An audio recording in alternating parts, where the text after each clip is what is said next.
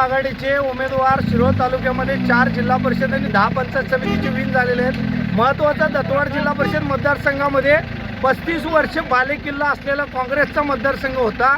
इथं उत्तराताई शिंदे सरकार आणि बाबासाहेब वनकुरे आणि आमचे बंधू अविनाश पाटील छत्रपती ग्रुपने केलेली मागील 15-16 वर्षामधील कामं आणि हे बघता जनतेनेच ही इलेक्शन हातामध्ये घेतली होती।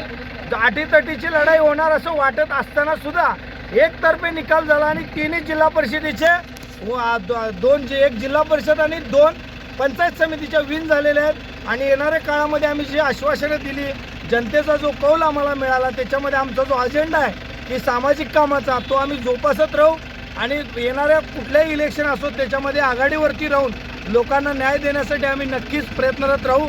आणि या भागामध्ये ज्या आम्ही कमिटमेंट केलेले आहेत की जनतेची कामं करतो म्हणून, ती नक्कीच या विजय गुलालाबरोबर आम्ही येणाऱ्या 5 वर्षामध्ये ती कामं करतो।